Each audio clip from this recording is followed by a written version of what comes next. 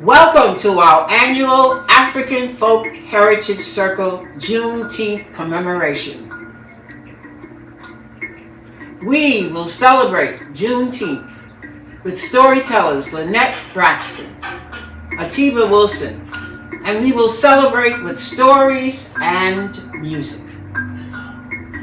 Now, Brother Atiba will do the libations.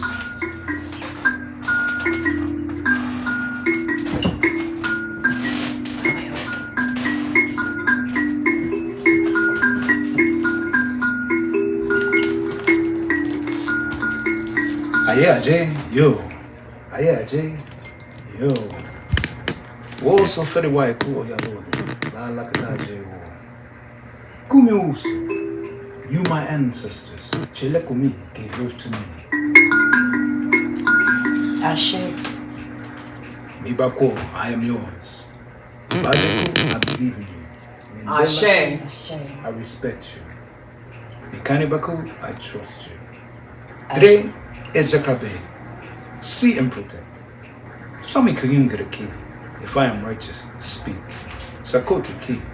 If not, speak. Redan miku krida pujamu. Redan miku krida pujamu. Show me your good will.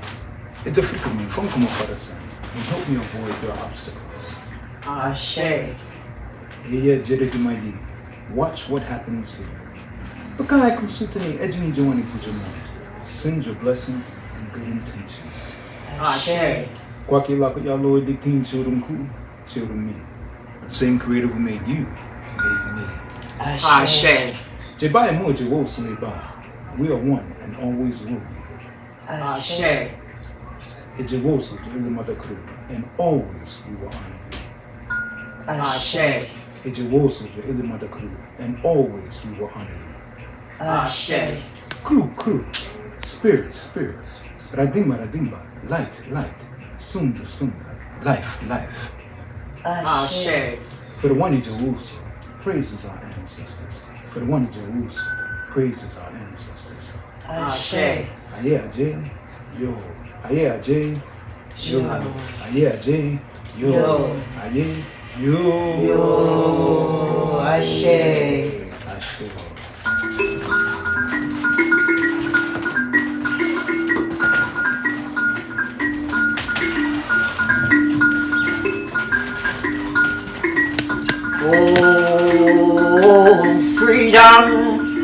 Oh, freedom, freedom over me. And before I be a slave, I'll be buried in my grave and go home to my Lord and be free. Have you ever heard of Opal Lee? Let me tell you about this woman.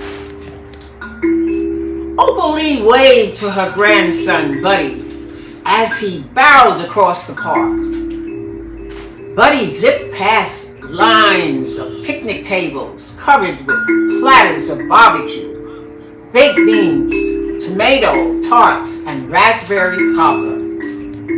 Buddy ran to the blooming tree where Opal Lee held court. Her braided hair was a silver crown. Her eyes were twinkling like stars. Grandma, Buddy said, tell us a Juneteenth story. When Opal Lee had been a youngin' like the children at her feet, her granddad, Zach, told freedom stories on his wooden porch. As Opal Lee remembered his words, she lifted her head and said, Juneteenth means freedom. And now it's storytelling time. Once upon a blazing sun, black bodies were bought and sold like cattle. Black folks plowed the fields but were not allowed to own land. Black women cooked the food but were not allowed to feast or roast on the ribs that were served on the slave owner's table. Black children cleaned the one-room schoolhouse but were not allowed to read or write. Earning and learning were against the law. Slavery was a thief. American slavery dragged on like a plague until January 1st, 1863.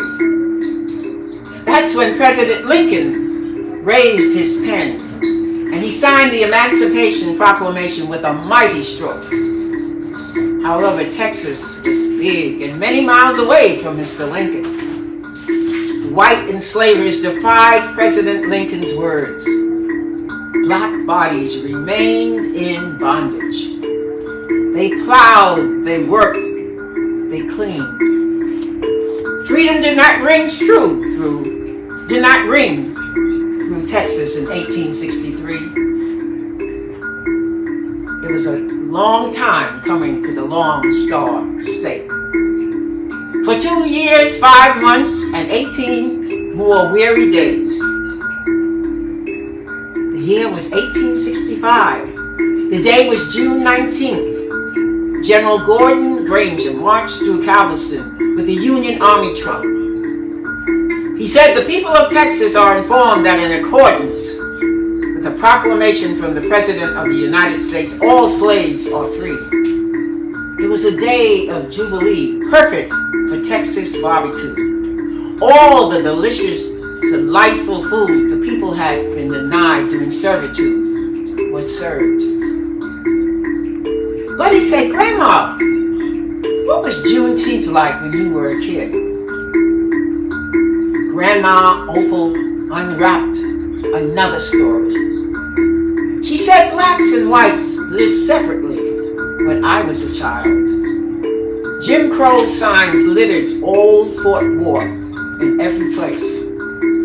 Black families were banned from Forest Park Zoo except one day of the year, Juneteenth.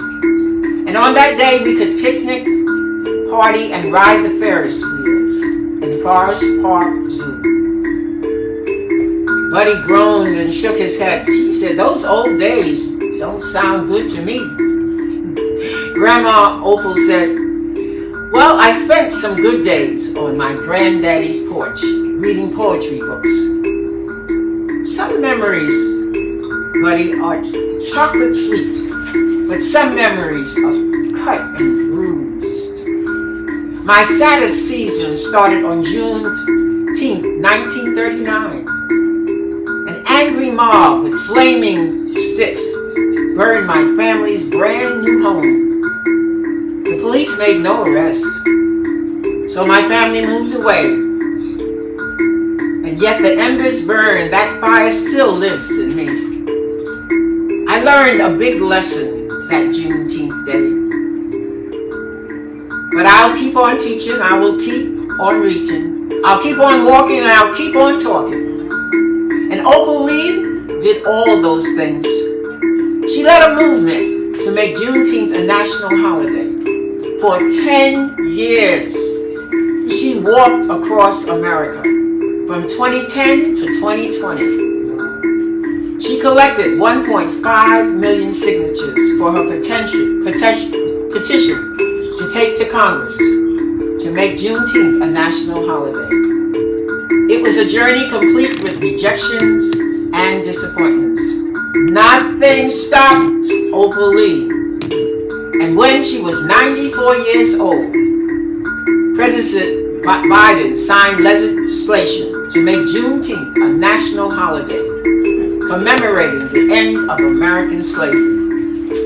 And yesterday, Sunday, June 19th, Opal Lee was honored in New York at Carnegie Hall. I'd like to read a poem written by a good friend of mine who's now an ancestor. And she wrote it just for me. I said I was going to be telling Juneteenth stories last year, and she wrote it, and I'd like to share it with you. Her name is Diana Rose Yates. Juneteenth Jamboree. Everyone's heard of the 4th of July. America's freedom from Britain, oh my. But what of the blacks enslaved round the land? Where was their freedom? Where was their land? freedom for America was something to see. But blacks asked their masters, "What about me?" Abraham Lincoln tried to right the old wrongs. In '63, he freed slaves to join in the throngs. As hard as they tried to escape their hard lives, roadblocks and new laws stopped husbands and wives. The church ended up being a place they could rest, a respite God gave them to endure this big test. It was June 19th, '65, when the last slaves were free. When a general announced in Texas Abe's emancipation decree. Was this real? Was it right? Could they believe what they heard?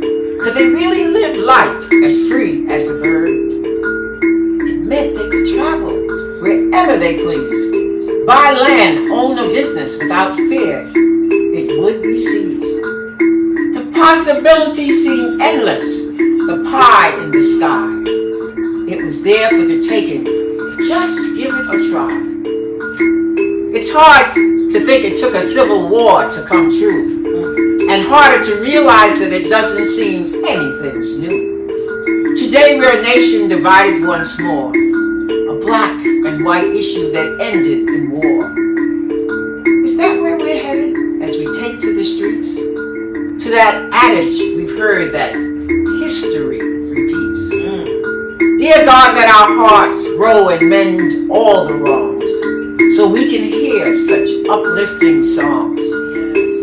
Dressed to kill from head to feet, baskets full of food to eat, everyone gather from A to Z at this our Juneteenth Jamboree. Oh, freedom, oh, freedom. Oh, freedom over me. And before I be a slave, I'll be buried in my grave and go home to my Lord and be free. Now we'll have stories and music with Lynnette Braxton and Atiba Wilson. Thank you, Thelma. Thank you. This for me. Yes, ma'am.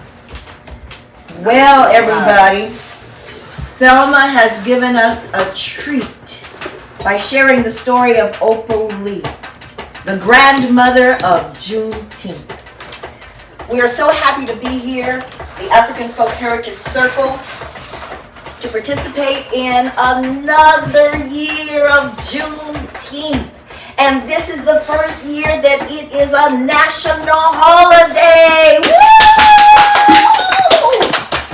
Woo! We are so happy. But one of the things that African Folk Heritage Circle prides ourselves in is education along with entertainment. So you may be wondering, what is Juneteenth? Now, in Thelma's story, she gave you a lot of information about Emancipation Proclamation was on January 1st, 1863, and that the people in Galveston didn't get the word until 1865. But Atiba and I know a little bit more about that story, y'all. So we encourage you to research like we did, or I'll have to speak for myself, like I did.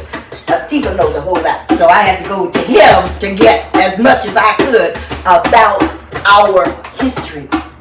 The books that you see in front are books that I've used to gather up some of my stories to be able to share, because it's important that we continue our legacy and our history with our children and even with ourselves, to know who we are, so that nobody can bamboozle us, like trying to make us think that we don't know who we are and how special we are and how resilient we are, because it's a part of our history, it's a part of our heritage.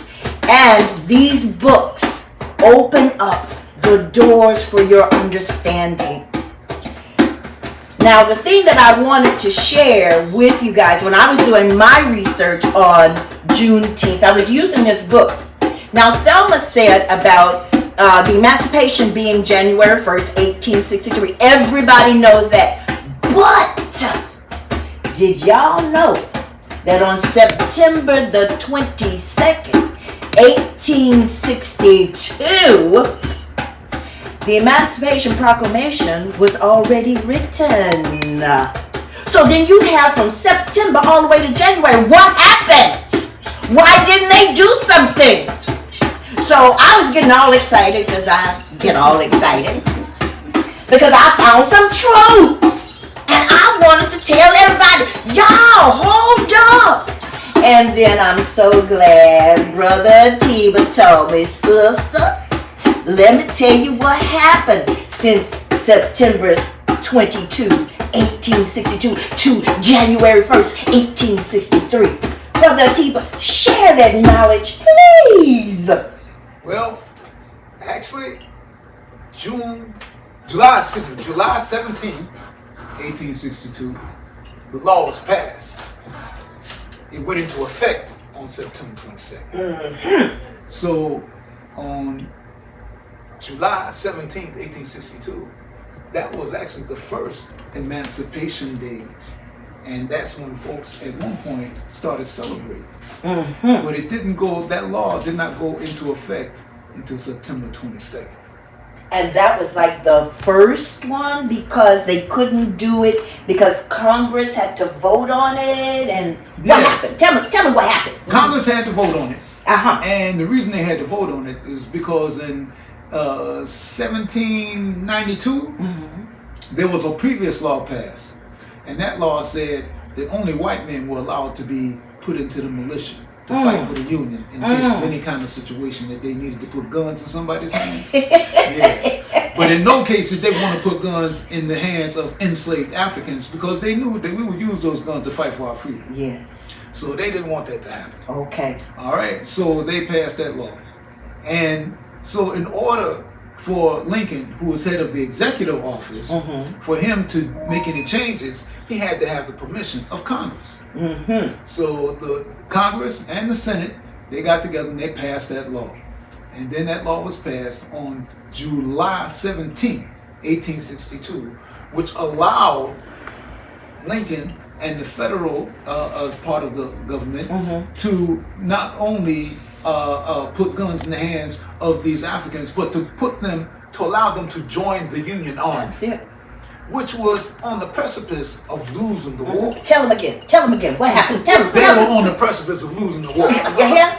Okay. We would be still singing Dixie right now. Yeah, you know what I'm saying? So at that point in time, what ends up happening, when they became aware of the fact that they needed some assistance, Yeah. because of all the draft riots that were taking place in the North. Now the draft riots that were taking place because there were a lot of folks in the North, white folk, who did not want to fight in a war that was about freeing black people. Uh-oh. The plot thickens. Yes, indeed. Because, there were certain parts, and especially certain harbor places, like New York City. Uh-oh. Tell it. And others, Tell it. they were very much committed to the enslavement of African people, because they were making the ships. I know. All You right? told Yes, me. they were doing the part of providing a whole bunch of other services too, to Yeah. get the enslavement of African people, and earning a whole lot of money in that process. So at that point, these riots that were taking place because they were resisting against being drafted into the army. Well, at that point, Lincoln and the rest of the folks who were trying their best to maintain the Union, they said, well, we need some help. And they figured the best thing that they could do was to get some allies, Yes. Yes. who would be willing to fight, but have something to fight for too as well. And I wonder who those people were, Brother Atiba. No. Who were those people? Them same folks who had been the first abolitionists. Uh-oh. Them same folks who had been the first resistance. Uh-oh. All right, the ones who was fighting against enslavement from the time on the other side of the water, crossing, Tell it. and on this side. Tell it. Have been fighting consistently Tell against it. their enslavement. Yes. Those were those enslaved Africans. Mm. And so they said, okay, now with this law, we can put these guns in the hands of these men, and they can fight on our side. And some 200,000 Africans fought in the army, and at least about, you figure, 25,000 were in the Union Navy. Wow. Yes, indeed. And this is documented. All right. And so they, at that point in time, at September 22nd, Lincoln made a proclamation that said, where he addressed it to the Confederate States that had seceded, and he said, okay, look at here. If y'all don't stop the secession in 90 days, all them Africans that you own now, they is hereby free. Forever and ever. Forever and ever. And it's in a book. It's in a book, y'all. In a book. Get the books, y'all. And we are here in Sisters Uptown Bookstore. You can go online. You can order your books. Get the books, y'all. So go on now, Brother Atiba. And so with that being the case, you know, at that point in time, January 1st, 1863, well, actually, December 31st was important too. Why? You know why it was important? Why? Because that was watch night. We do watch night in Louisiana. I'm from Louisiana, y'all. So, yay! In D.C. and other places, by then the word has spread in a whole lot of different places in the North and in the Mason-Dixon line, and certain places like in New Orleans and other places, even in the South, where they knew that, watch night on January 1st, 1863, those Africans who had been enslaved and were still under the jurisdiction of the Confederacy were hereby free. Woohoo! Yes, indeed. Now, it's so good for us to know why we do things that we do. What's the tradition? Why do we do watch night? Indeed. This is good that you're sharing this information with us, because back home we would do watch night, but not knowing the depth of our freedom. Indeed. We would know that freedom came. We celebrated January 1st, but not all that you're sharing. What did Lincoln go through? But let me ask you this. Did Lincoln really do it for slavery to end? Well, his primary concern was maintaining the Union. He made that clear. In fact, he said more than once that if keeping the Union was possible by freeing black folks, he would free them. But if keeping the Union was going to happen by keeping black folk enslaved, then we would have stayed enslaved. Y'all. But it became obvious that they're going to have to free us because they needed us to fight. You see, And so we didn't then- know that, y'all. We didn't That's know right. that. Did y'all know? That's Did right. y'all know that? We didn't know that. Did you know that, Thelma? I didn't know it till Brother Atiba told me, y'all. Because now, even once the proclamation was made, there was one other very, very, very, very, very important fact that needed to be considered. What was that? It wasn't just enough to proclaim the emancipation. One had to enforce the emancipation. Oh, so if they didn't enforce it, some people were still having slaves? Oh, yeah. What? Oh, yeah. Because Where? remember, the Confederacy had their own army. They had their whole little set Their own aside money, countries. everything. Yes, indeed. They had their own president. Yep. They had their own money. Yep. They had their own clothes. Elected officers, and all that kind of thing. Yeah. And so what ends up happening is that now they could also enforce, once they make the proclamation, now they're letting black folk join the army, which we had already been preparing for. Do you know that black folks have been preparing for it? They had it, the legal league.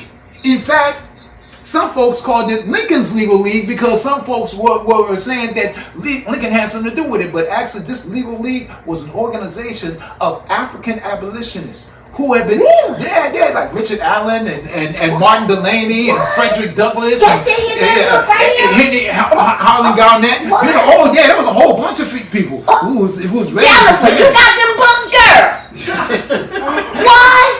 Y'all better get online and get them books, y'all. Yes, indeed. What? And so at that point in time, they were ready. And in fact, the generals in the Union Army said that these folks were better prepared than they thought that it was possible to be. We always do everything better, y'all. Give it up for us, y'all. Yes. In other words, we were not waiting for somebody to free us. We were waiting for the opportunity to free ourselves. All right. And now with this in the case, now with these soldiers, the tide was turned. Yes. And then that's when the war began to win. And in fact, it was African regiments who Robert E. Lee surrendered to. Yes, in Appomattox. That's right. Yes, indeed. I know y'all already know that, but I get so excited. And when Granger made that announcement in Galveston, Texas, guess who was standing by his side? Tell everybody. I already know. Who?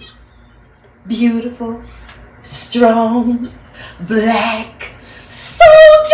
Yes, indeed. Oh Yes, my gosh. They were tall, they were strong, and they came for a purpose, and that was to free our sisters and brothers and ourselves. Yes, big, strong African American men. So don't be saying y'all can't do nothing, because our history, our heritage, we come from strong people where we don't be waiting on somebody to give it to us.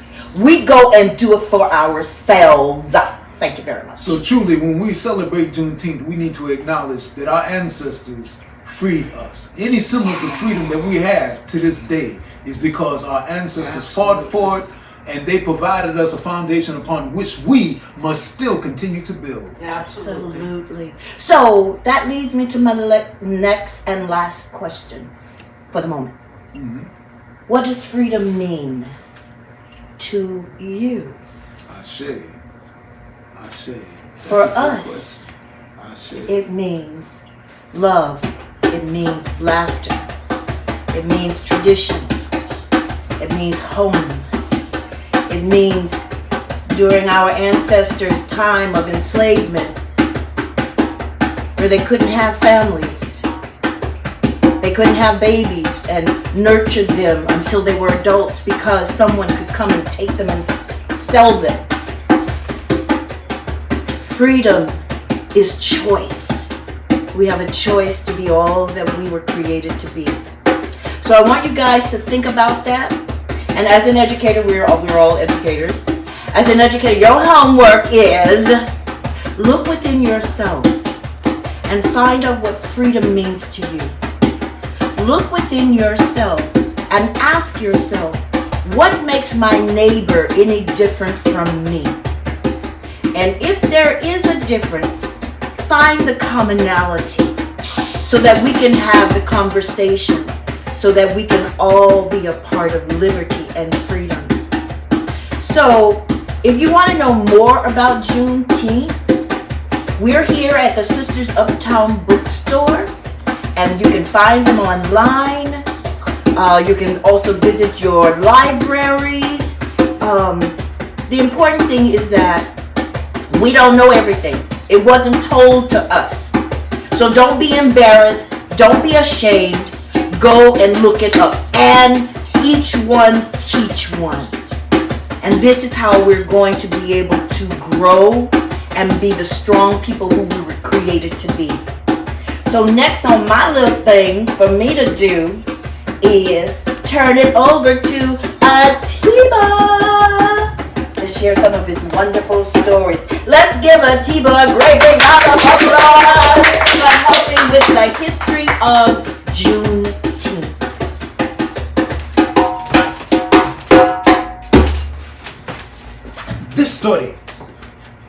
This story begins with a hunter. His name was Kofi.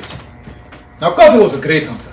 Such a great hunter that the king Sundi, out of all of my league, asked for Kofi to be his own personal hunter. Say, Kofi, I want for you to be my personal hunter. Kofi said, okay. The king asked, Kofi, I want for you to bring me back a lion. Kofi bring back 10 lions. The king asked, Kofi, I want for you to bring me back an elephant. Kofi bring back 50 elephants. The king asked, Kofi, I want you to bring me back a zebra. Kofi bring back 200 zebras. I tell you, this guy's a great hunter. But you know, many times what goes up must come down. There came a time when Kofi did not even have the tools with which to hunt. At that time, he went to his brother, Kwesi. He said, Kwesi, I need for you to make a loan for me. Now, Kwesi was a very rich and powerful farmer. And so he made the loan. And now that he had the tools with which to hunt again, Kofi said, oh, brother, I bring you back something very special right now. But Kwesi said, no. When I need it, that is when I will come to you. And so, Kwesi go back to farm. Kofi go back to hunt. There came a time, as I said before, what goes up must come down. Kwesi did not even have the tools with which to farm. At that time, he went to his brother and said, Kofi, now is the time for you to repay your debt. Kofi went high into the mountains. And he captured an eagle and a nest with 2 eggs. and he brings them back to his brother. He said, brother, these are for you. Quincy said, what am I going to do with this? Kofi said, you are a farmer. How many farmers do you know that have an eagle and a nest with 2 eggs? People will pay you to see such things. Quincy said, okay, I try this. He began to walk home. But as he walked home, the eagle was used to being free. It broke away and flew away. Quincy went back and said, Kofi, you knew this eagle was used to being free. What am I going to do with these eggs now? Brother, don't worry. Go home and put a chicken on top of the nest. That way, when the eggs hatch, the eagles will think that they are chickens. And people will pay you even more money to see eagles that think that they are chickens. Quincy said, okay, I try this. He go home and he put a chicken on top of the nest. The next morning, one of the eggs hatched. The first thing you see going around the yards are the chickens. The eagle tried to sound like this, but he don't have the voice. The next morning, the young eagle is very impressed. And so he tried to sound like the rooster, only he sound because he don't have the voice. But he continued to try to sound like the chicken, to sound like the rooster. The other egg had hatched. It is his brother. He sees his brother trying to be a chicken, trying to be a rooster, trying to be chicken, trying to be a rooster. He decided the best thing for him to do is to keep his mouth shut. Many days passed. An elder flew nearby and landed in a tree. He called to the youngest one and said, hey, you are not a chicken. You are not a rooster. You are an eagle and you are meant to fly free. Fly? I don't know this fly. What do you mean fly? Flap your wings. The young one began to flap his wings. And he began to fly. And he flew up into the tree. And I was very, very happy because now he knew what he was meant to be. And so the elder said, come with me. I will teach you the ways of an eagle. The young one said, wait. My brother is still there, man. Go get him, please. Surely. The young one flew down into the yard and said, brother, come with me. We are not chickens. We're not roosters. We are eagles. We are meant to fly free. Fly? What madness is this? I've never heard such a thing. It is true. An elder has shown me. All we have to do is flap our wings. Wait. There are other things to think about. The farmer feeds us. Who will feed us when we are free? Brother, we will feed ourselves.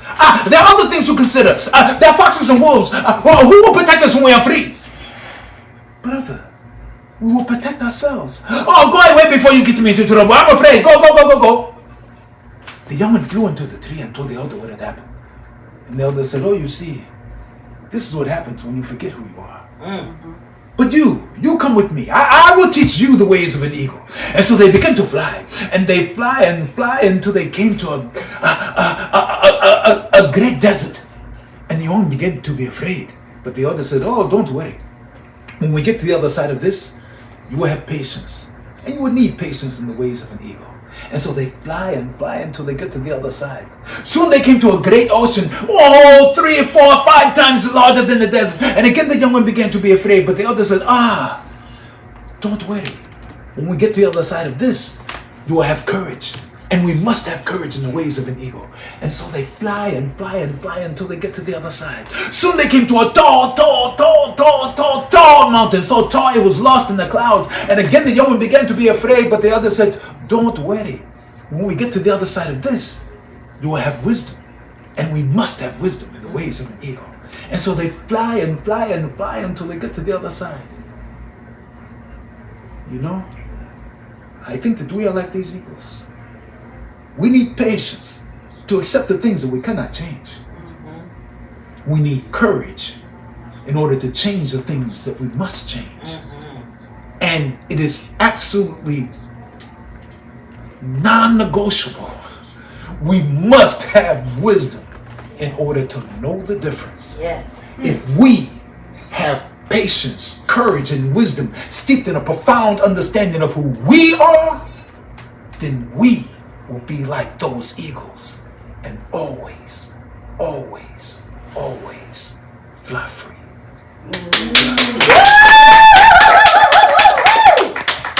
Thank you, Atiba. Oh my goodness, I love that story about flying away because it is true. We have to know who we are. As we're starting to celebrate this brand new national Juneteenth, some people, I think, and feel that they're going to be doing it just because somebody else do it, but they're not going to understand the whole history of Juneteenth. You know, they're just doing it because it's tradition. So I was reminded of a time when I was a little girl growing up in Louisiana, the importance of knowing why you do what you do. You just can't be following everybody and doing what they're doing and not knowing why you do what you do. When I was home in Louisiana, a little girl, I loved to watch my mama cook. My mama was the best cook that ever was. That's my story, and I'm sticking to it. So, my mama was teaching us, me, and my other little sisters, and no, the boys wasn't there, just me and my other little sisters. Well, she was teaching us how to stuff a roast. Now, you see, in Louisiana, I don't know how it is in New York or maybe in the islands and stuff, but for a roast, you can have a butt roast, a picnic roast, a shoulder roast, a beef roast. You can have any kind of roast.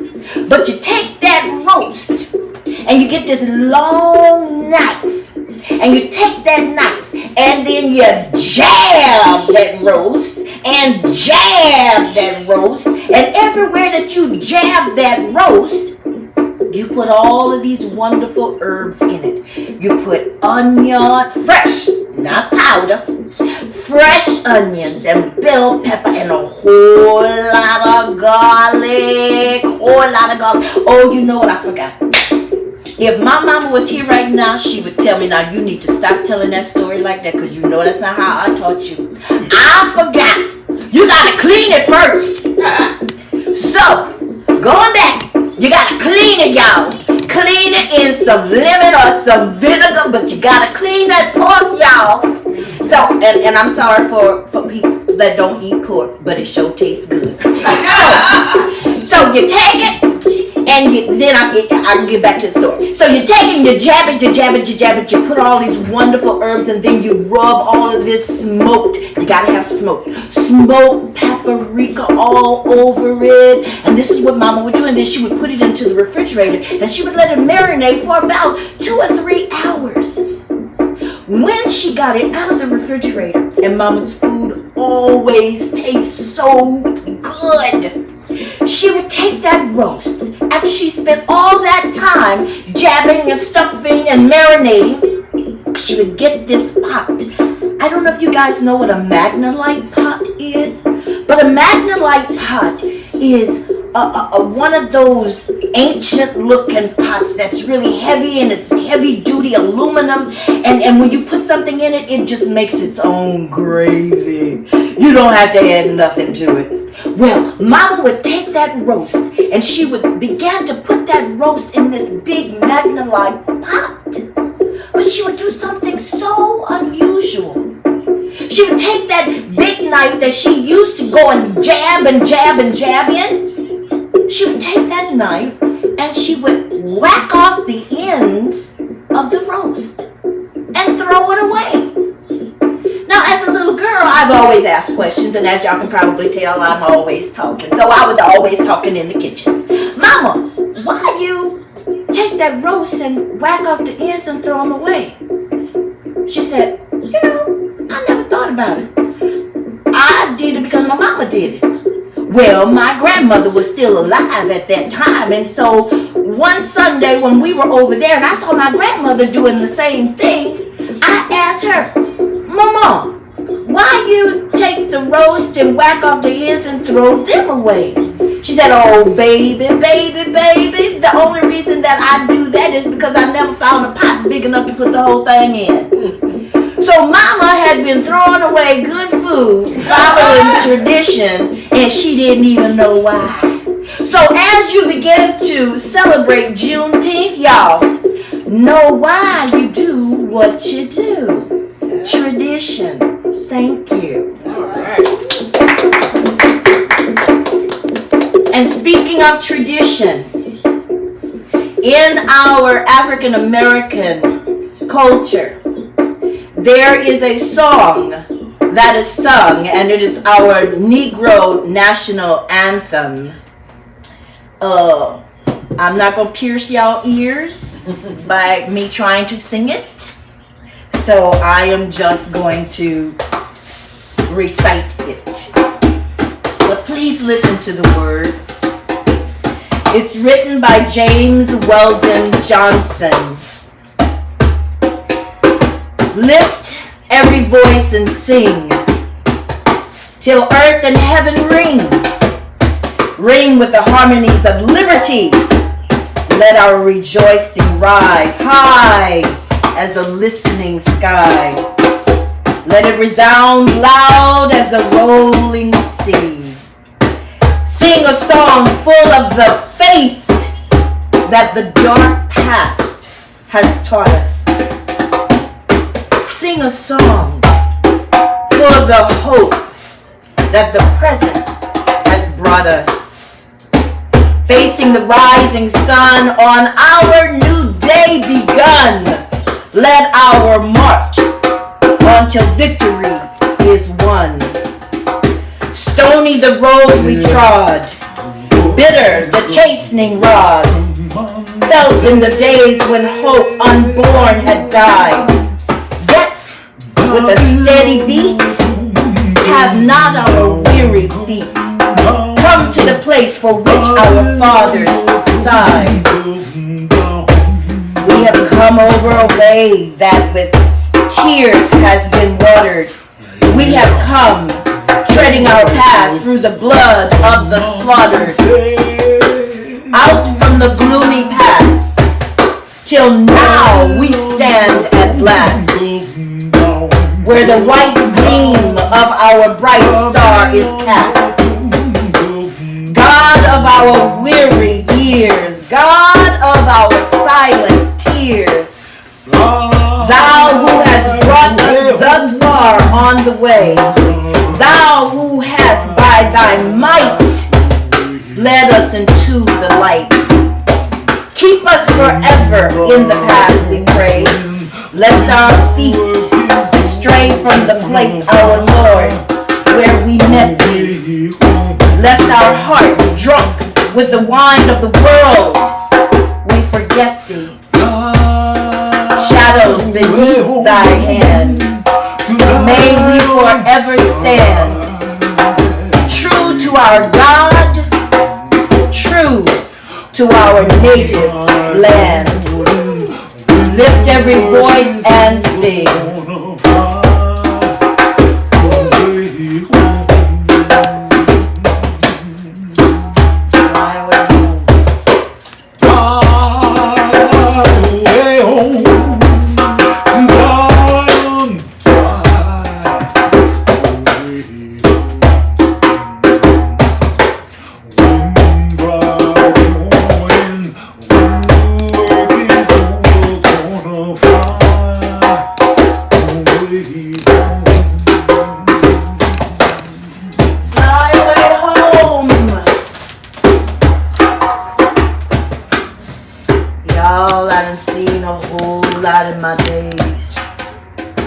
Been a long journey.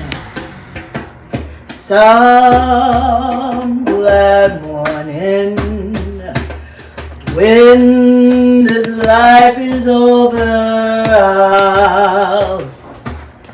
I'll fly away to a home on God's celestial shores. I'll fly away. When I was that little girl growing up in Louisiana, I got the privilege of meeting my great-great-granddaddy. Great-granddaddy must have been about 100 years old. And it's a true story. When I met him, I must have been about 8 or 9. Now, great-granddaddy, he didn't hardly talk, but when he did, you know you better sit yourself down and listen to what he had to say. Because what he had to say was important. Not only for him, but for you. Great-granddaddy said that he was born and raised on a plantation in Galveston. was hard. Everybody on the plantation had to work. It didn't matter how old you were. Master was going to find something for you to do.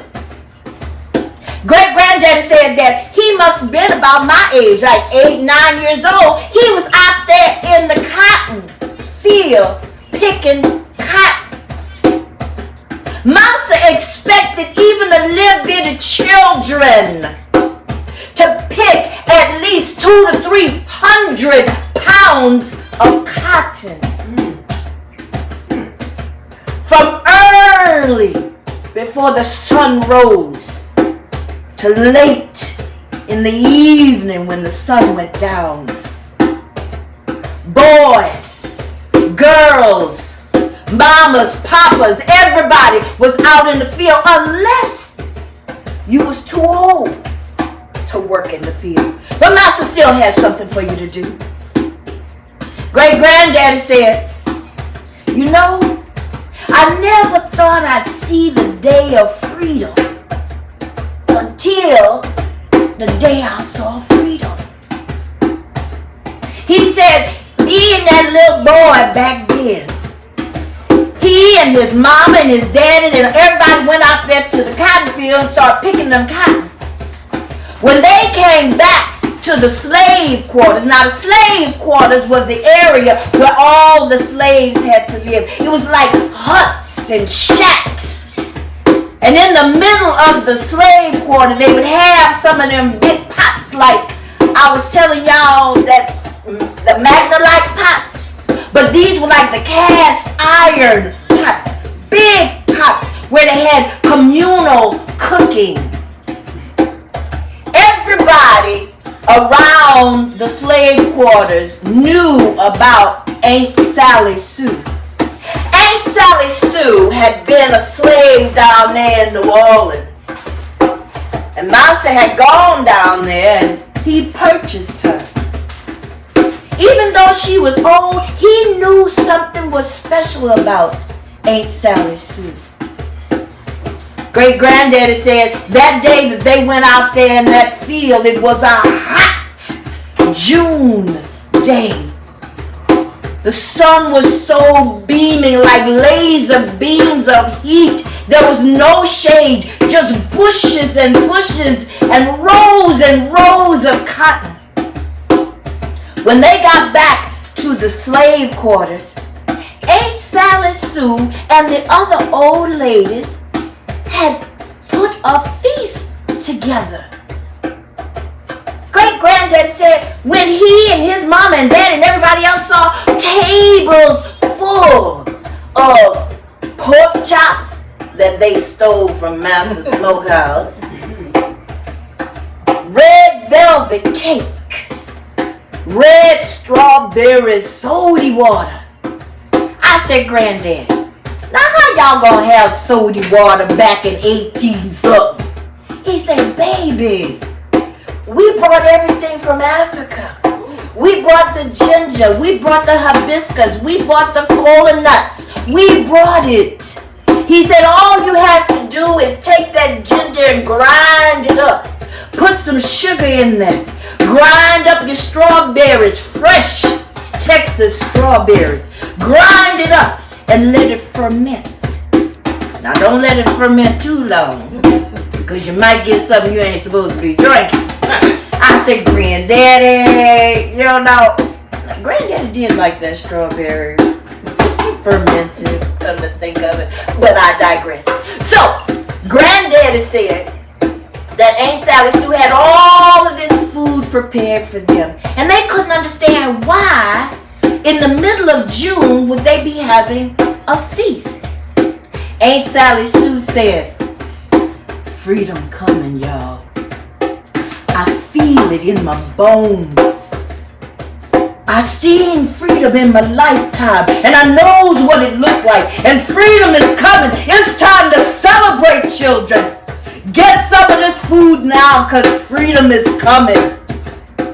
As everybody sat around that great big pot that was in the middle of the slave quarters, Aunt Sally Sue started telling them when she saw freedom for the first time.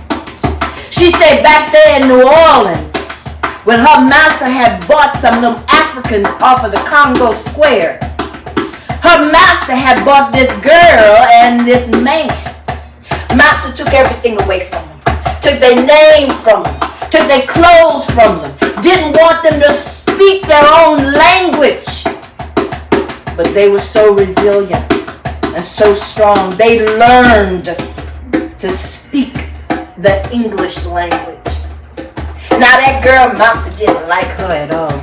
Master tried to get her to say that she was a slave, but she would never say she was a slave. Master particularly didn't like her because she was carrying a baby. That girl, Master called Dominique. Dominique told me, Aunt Sally Sue said, don't ever say you something when you not. I'd rather be a dead slave than be a slave at all. Your power is in your words. Don't give up your power. Master tried to get her to say she was a slave.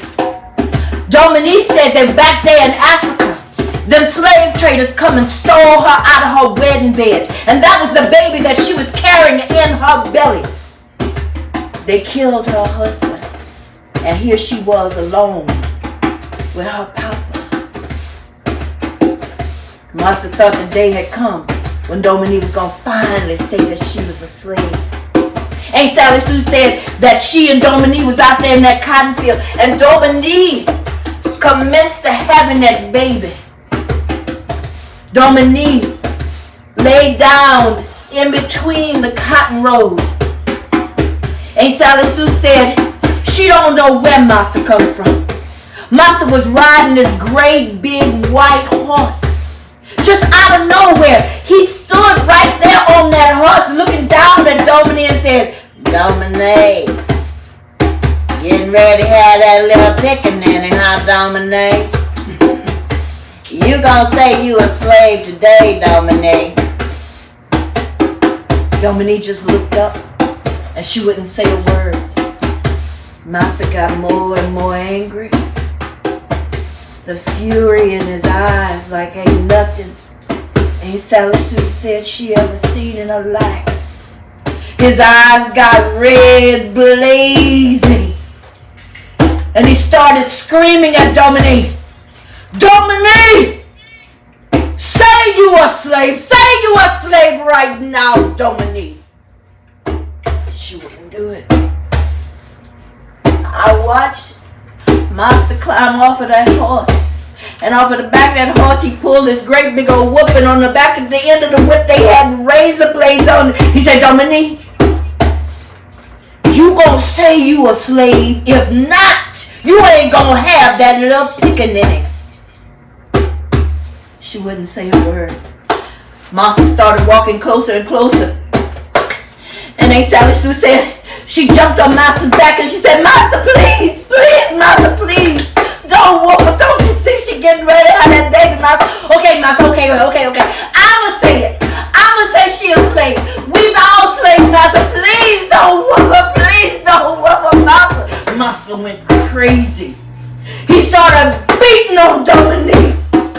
And beating on Dominique. She wouldn't say it. She wouldn't say it. She wouldn't say it. She wouldn't give up her power. And somebody ran down the cotton field and told her papa that Master had gone crazy and he was whipping on his child. Big George come running and Master was getting ready to come down on Dominique again. And Master couldn't believe when his hand froze in midair. And when he turned around, he saw Big George. Big George looked down at Master and said, no more, Master. No more whippings, Master. No more beatings, master. You know what I'm gonna do to you, master? Master stood there trembling. He couldn't say a word. Big George said, I'm gonna forgive you, master. 'Cause my people, we believe in love. Master couldn't believe his ears. He couldn't believe his eyes. When Big George went over there and picked up his dead grandbaby, he lifted that baby up to the heavens and he cried out, Abba, Abba, Abba, this is not our home. Help us, fill us with the love that you gave us from the beginning of time. Help us to forgive. Help us to remember that we have wings of love and this is not our home. Abba!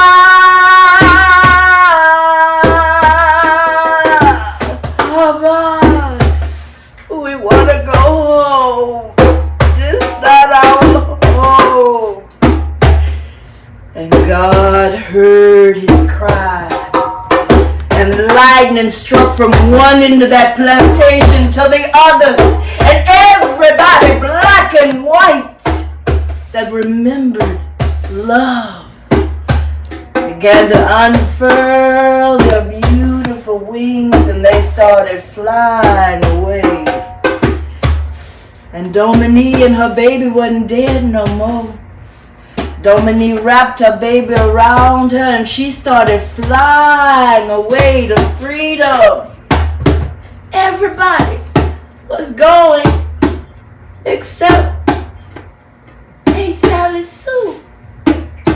She said she lifted up her leg and it come down. She lifted up her other leg and it come down.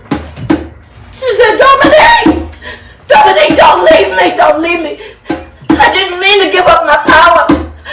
I didn't mean to give up. What did I do wrong? I don't want to be here. I want to go home, Dominique. I want to go home. I'm sorry. I said we were slaves. I didn't know what I did. Dominique turned around and wiped the tear from her face and said, you didn't do anything wrong. It's just not your time. You see, there's gonna be a whole lot of people that's gonna come behind you. And you have to tell them. You have to tell them the story. Don't give up your power. Your power is in your words. You are in the image of God. You are love. It's just not your time. You are the storyteller. Aunt Sally Sue said, my time has come, children. I see freedom coming. It's coming, children. It's coming. And early that next morning, when everybody got up, great-granddaddy said they loaded up them bales of cotton. They went down there to Galveston to that cotton exchange. When they got there, they were met by all these beautiful black soldiers. And they told them, ain't no exchange going on here. Everybody got to go over to the Ashton Villa. There, great-granddaddy as a little boy with his mama and his daddy and everybody off of that plantation except Aunt Sally Sue and some of the older women. Went to that Ashtonville and they heard General Gordon Granger read out that order, General Order number 3. And when they heard him say, all slaves are free, great-granddaddy said it was like a hush that went over the land. Nobody could believe that somebody was actually saying the words, we are free. We're free. Collectively, they took one deep breath and let out a shout. We're free! We're free! Many of them went to the church down the street on Broadway that still remains there today. Many of them went back to the plantation to get the rest of their loved ones. Aunt Sally Sue is still there with a great big smile on her face. And she said, children, it's time to celebrate. It's time to celebrate. And today, my sisters and brothers, we are now celebrating our National Juneteenth commemoration. Don't give up your power. Your power is in your words. The end.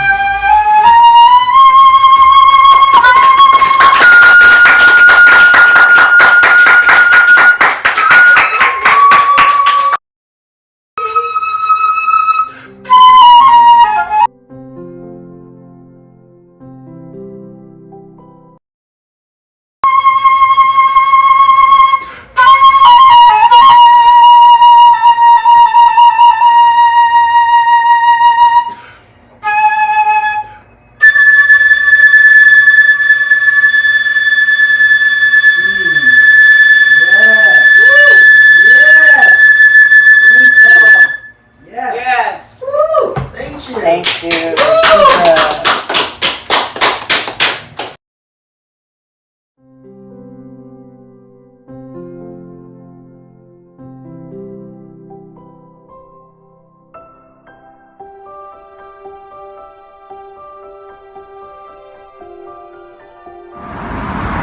Can you imagine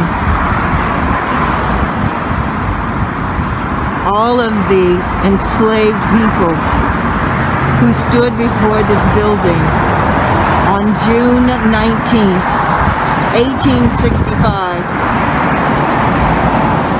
and heard the words for the very first time, all slaves are free.